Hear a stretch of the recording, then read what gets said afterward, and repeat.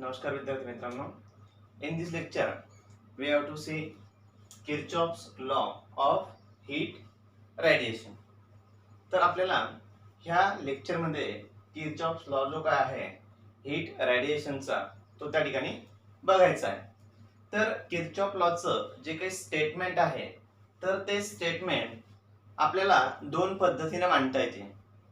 म्हणजे आपण alternative statement देऊन सुद्धा त्या ठिकाणी मार्क्स ह्या आर्टिकल मध्ये मिळवू शकतो.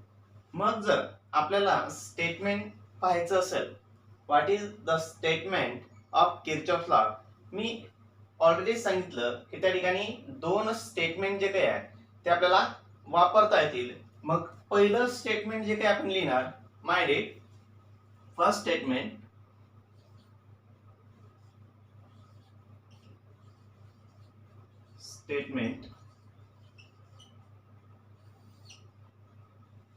एकदम सिंपल असं त्या ठिकाणी लॉ आहे. At a given temperature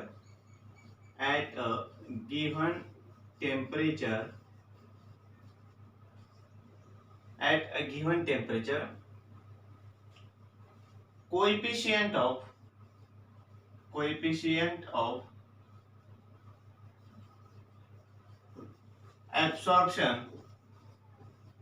of absorption is equal to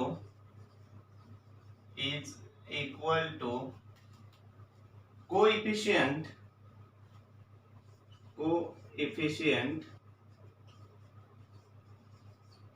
of emission. हे असं आपल्याला पहिलं स्टेटमेंट करता येईल की at a given temperature coefficient of absorption is equal to coefficient of emission.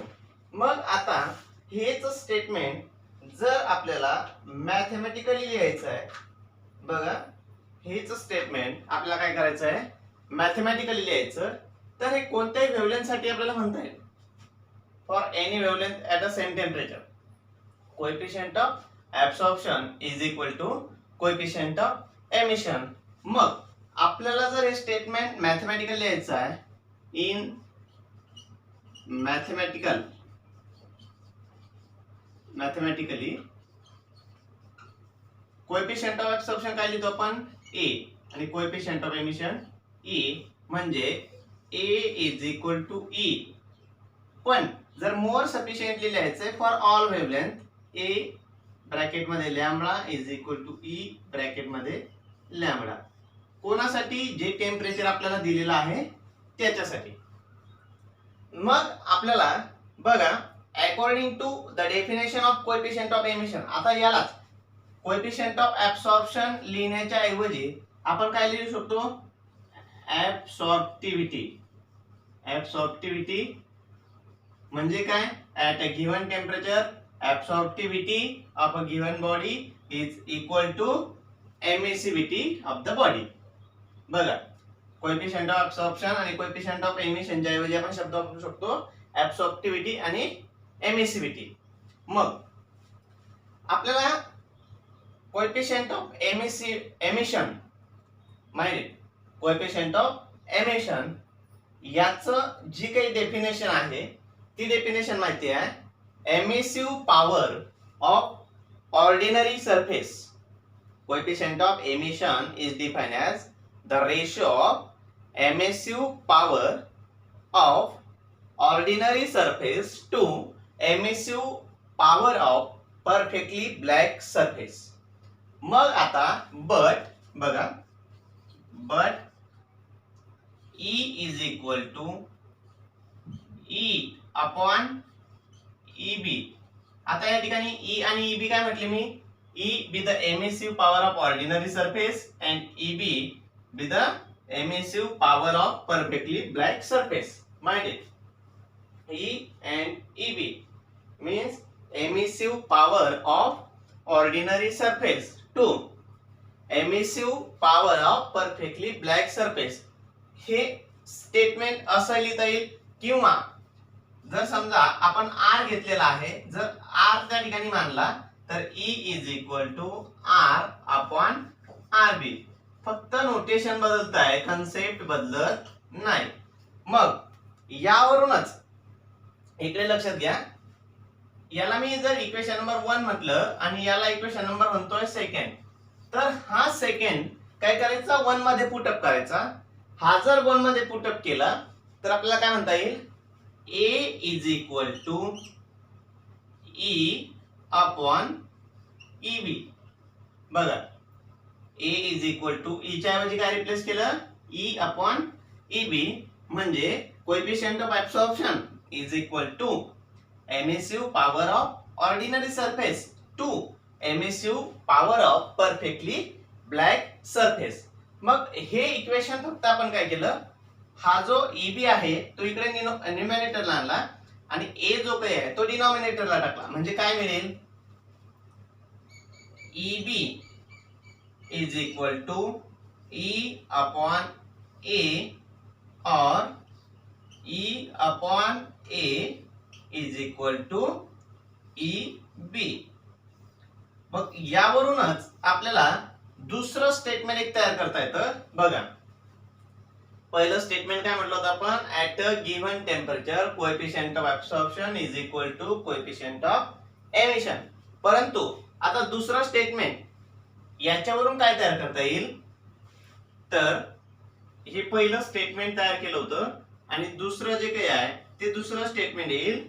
बघा, व्यवस्थित लक्षात घ्यायचं, at given temperature, at given temperature the ratio of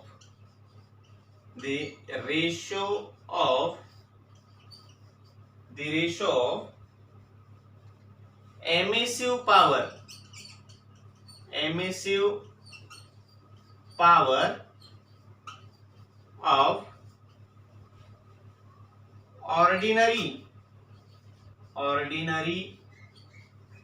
surface or ordinary body to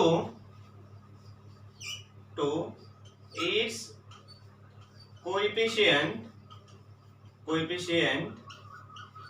of absorption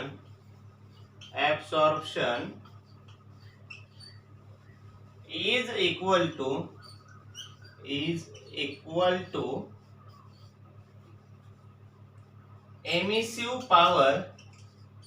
emissive power of perfectly black surface. म्हणजे पहा, alternative statement काय देता आलं, at a given temperature, जे की इक्वेशन आपल्याला दिसत आहे त्याच्यानुसार, at a given temperature the ratio of emissive power of ordinary surface to its coefficient of absorption is equal to emissive power of perfectly black body. मग हे जे काही होते हे होते त्याचे स्टेटमेंट. बघा, हे काय होते त्याचे स्टेटमेंट. आता आपल्याला काय करायचं आहे की त्याचे प्रूफ द्यायचे आहेत. लक्षात घ्या, याचा प्रूफ द्यायचा आहे. मग प्रूफ द्यायचा आहे, तो कोणता प्रूफ द्यायचा आहे, तर ते थेरॉटिकल प्रूफ द्यायचा आहे. कोणता प्रूफ द्यायचा आहे त्या ठिकाणी, थेरॉटिकल प्रूफ आपल्याला त्या ठिकाणी लिहायचं आहे. कोणाचं, तर Kirchhoff's law of heat radiation. बघा, कोणाचं थेरॉटिकल प्रूफ द्यायचं आहे, Kirchhoff's law of heat radiation. मग परत आपण स्टेटमेंट रिवाइज करणार की at a given temperature coefficient of absorption is equal to coefficient of emission for all wavelengths, किंवा at a given temperature absorptivity of a body is equal to emissivity of the body असं म्हणणार. Hence mathematically A is equal to E, where A B the coefficient of absorption and E be the coefficient of emission. परंतु according to the definition of coefficient of emission, E is equal to E upon EB, where E is the emissive power of ordinary body and EB with the emissive power of perfectly black body. Hence we can write from equation 1 and 2nd. A is equal to E upon EB. Hence EB is equal to E upon A. Hence we can conclude the statement, जे की second statement तुम्हाला बोर्डवरती दिसत आहे, तर आपण त्याला त्या ठिकाणी काय कन्क्लुजन काढू शकतो की जे दिलेलं टेम्परेचर असेल त्यामध्ये the ratio of emissive power of ordinary surface. आता ऑर्डिनरी सरफेसची जी काही एमिसिव्ह पॉवर आहे ती आहे E, emissive power of ordinary surface to its coefficient of absorption म्हणजे A. E upon A is equal to emissive power of perfectly black surface म्हणजे E B. मग now we have to give the proof of Kirchhoff's law of heat radiation.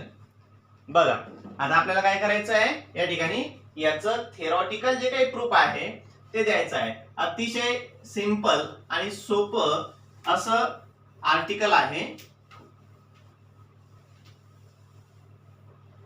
Theoretical proof of Kirchhoff's law.